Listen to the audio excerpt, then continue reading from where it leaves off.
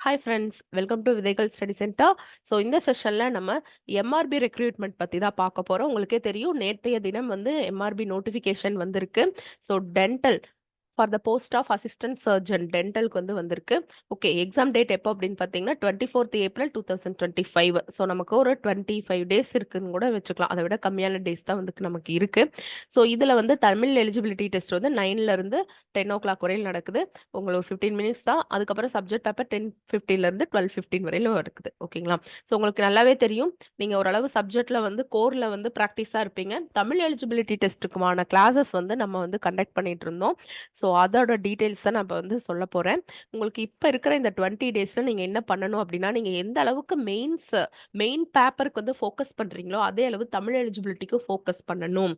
ஏன் அப்படின்னு கேட்டிங்கன்னா, லாஸ்ட் டைம் 2022ல நடந்த ஃபார்மசிஸ்ட் அந்த எக்ஸாம்ல தமிழ் எலிஜிபிலிட்டில நிறைய பேர் வந்து பாஸ்ட் அவுட் ஆகல. ஏன் அப்படின்னா கொஞ்சம் டஃப்பா கேட்டுட்டாங்க. அது போக நம்ம 10th அப்புறம் தமிழே நம்ம பார்த்துருக்க மாட்டோம் இல்லைங்களா? ஸோ அதனால என்ன ஆச்சு அப்படின்னா நிறைய பேர் ஃபெயில் ஆயிட்டாங்க. ஈவன் அவங்களுக்கு நல்ல சப்ஜெக்ட் நாலேஜ் இருந்த போதிலும், பிராக்டிஸ் இருந்த போதிலும் அவங்களால கிளியர் பண்ண முடியல. அந்த தப்ப நம்ம இப்ப பண்ணக்கூடாது. ஸோ அதனால நம்ம என்ன பண்றோம்னா, டெய்லியும் இந்த மாதிரி உங்களுக்கு ஷெட்யூல் குடுத்துர்றேன். டெஸ்ட் கொஸ்டினும் பிடிஎஃப் இருக்கும். ஆன்சரும் இருக்கும். ஓகேங்களா? அந்த அதுபடி நீங்க என்ன பண்றீங்கன்னா, இந்த கிளாஸஸ் நீங்க அட்டெண்ட் பண்றீங்க. ஒண்ணும் இல்ல, ஒரு 1/2 அன் ஹவர் தான் இருக்கும். ஓகே.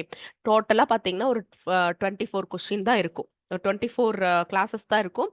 ஸோ இதுக்கு மட்டும் நீங்க பார்த்துட்டு, ஒரு 1/2 அன் ஹவர் பார்த்துட்டு, அது அப்படியே கொஸ்டினா ரிஃப்ளெக்ட் ஆகும். சும்மா காதுல மட்டும் லிசன் பண்ணிக்கோங்க. தமிழ் தான் இல்லையா? ரொம்ப ஈஸியா தான் இருக்கும். மனப்பாடம் பண்றதுக்கு அதிகமான வேலை வந்து இருக்காது. ஓகேங்களா? இலக்கண பகுதியில இருக்காது. இலக்கிய பகுதியில கொஞ்சம் கொஞ்சம் இருக்கும். ஓகே. இது ஃபுல்லும் லிசன் பண்ணிட்டு, அதுக்கப்புறம் ஒரு பிடிஎஃப் இதுவரையிலும் டிஎன்பிஎஸ்சில கேட்ட தமிழ் கொஸ்டின்ஸோட பிடிஎஃப் ஒண்ணு குடுத்துர்றேன். அத மட்டும் கோ த்ரூ பண்ணுங்க. 40% மார்க் ஈஸியா நம்ம வாங்கிடலாம். ஆனா இந்த 20 டேஸ்ல நீங்க தமிழ் மட்டும் படிக்காம, மெயின் கோர் பேப்பர மட்டும் படிச்சு தப்பு பண்ணிறாதீங்க. ஏன் அப்டின்னா, இதுல 40% நம்ம டெஃபினட்டா வாங்கணும். இதுல லாஸ்ட் டைம் வந்து நமக்கே தெரியும் 2019ல இருந்து தான் இந்த தமிழ் எலிஜிபிலிட்டியே வந்திருக்கு. இல்லைங்களா? ஸோ, அதுல டஃப்பா கேட்டுட்டாங்க லாஸ்ட் டைம். அந்த மாரி இந்த டைமும் கேட்கறக்கு வாய்ப்பு இருக்கு. அதனால நீங்க உங்க கோர் ஒரு கண்ணாகவும், தமிழ் எலிஜிபிலிட்டி ஒரு கண்ணாவும் வச்சு தான் நம்ம இத செயல்பட வேண்டிய தருணம். ஓகேங்களா? ஸோ ஃபர்ஸ்ட்ல இருந்தே நம்ம லாஸ்ட் மந்த்ல இருந்தே மெட்டீரியல் வந்து இஷ்யூ பண்ணிட்டு இருக்கோம். பட் இந்த 20 டேஸ்ல உங்களுக்கு மெட்டீரியல் வேண்டாம். ஜஸ்ட் நீங்க ரெக்கார்டட் கிளாஸ் பார்த்துட்டு டெஸ்ட் மட்டும் எழுதுங்க. அதுக்கப்புறம் ஒரு பிடிஎஃப் நான் குடுக்குறேன். அதுல இருந்து தான் மேக்ஸிமம் வந்து கொஸ்டின் வரும். ஏன்னா இந்த டிஎன்பிஎஸ்சி போர்டு கண்டக்ட் பண்ண கொஸ்டின்ஸ் தான் நம்ம எடுப்பாங்க. ஓகேங்களா? ஸோ அந்த கொஸ்டின்ஸ் தான் ரிப்பீட் ஆயி வரும். அதனால அதையே ரிப்பீட்டா ரிவிஷன் பண்ணுங்க. டெஸ்ட் கொஸ்டின் நீங்க டெஸ்ட்டா எழுதாட்டியும் test question answer, test question answer அப்படியாவது நீங்க பார்க்கணும். இந்த 20 டேஸ்ல நீங்க அதத்தான் பண்ணணும். ஓகேங்களா?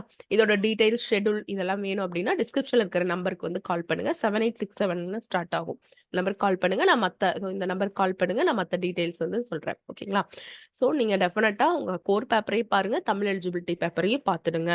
லாஸ்ட் டைம் வந்து ரொம்ப டஃப்பா வந்துருச்சு. ஓகேங்களா? ஸோ அதையும் நம்ம மைண்ட்ல வச்சுட்டு தான் செயல்படணும். Thank you friends.